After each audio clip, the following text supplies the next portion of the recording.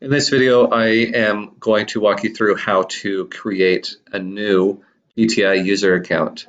In this video, we will also assign permissions for that account, and we will activate the account.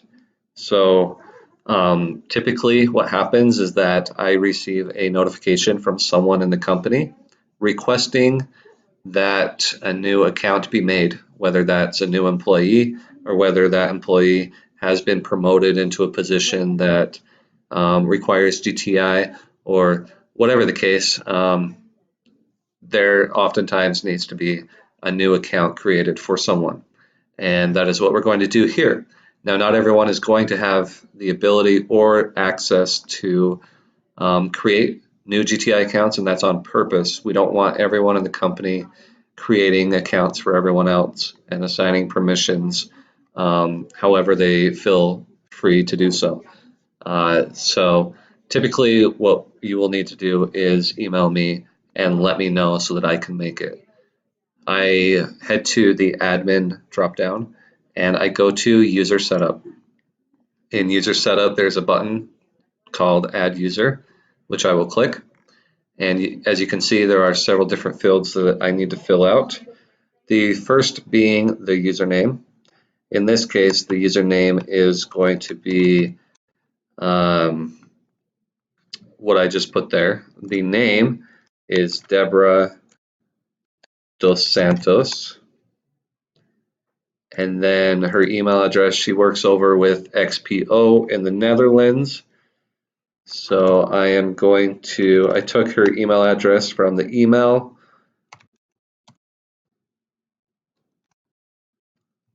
I'm just going to type it in here.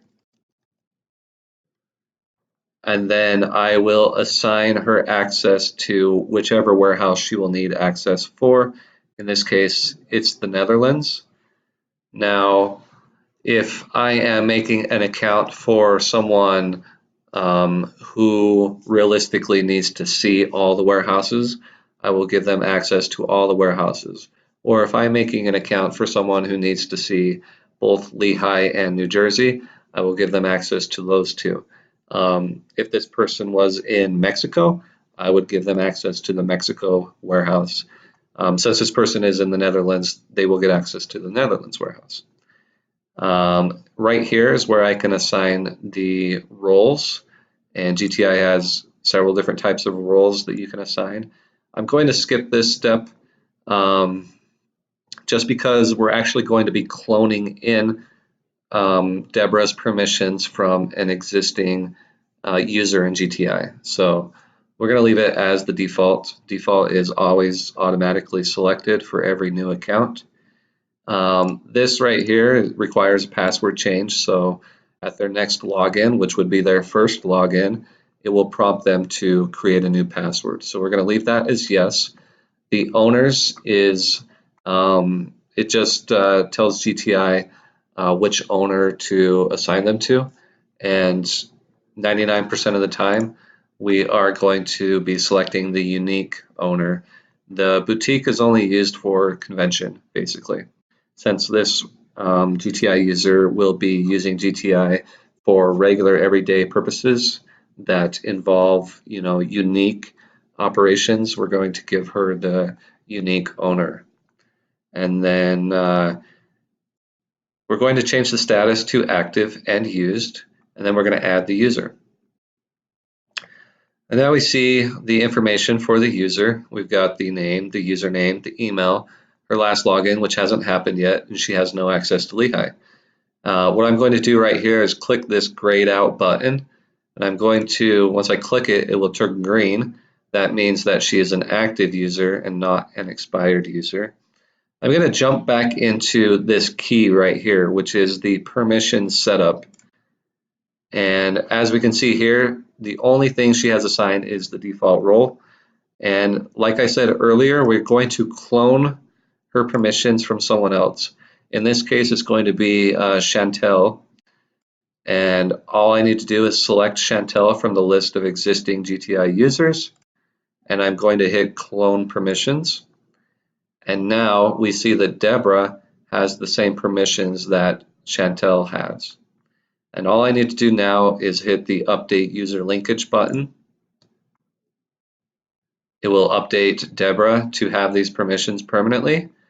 And essentially, I have done everything I need to do to create an account. If I just want to double check, we can go back to user setup. Now we can search by last name. She will pull up and we can check her permissions, and they are the same as what they just were once I updated it. And that is all that needs to happen in order for an account to be created, permissions to be assigned, and an account to be activated. Now what I will do is I will create an email. I will send it out to Deborah and her boss, and I will tell her what her username is. I will tell her that as soon as she tries to log in for the first time, that GTI will prompt her to create a new password, and she can create whatever password she would like, and that she has the same permissions as Chantal and as what was requested. So that's just the last bit of communication. I won't show you on this video, but I will send that email as I always do with every account that I create. So if you have any further questions, feel free to reach out to me or any member of the IT logistics team. And that is how you create a new GTI user account.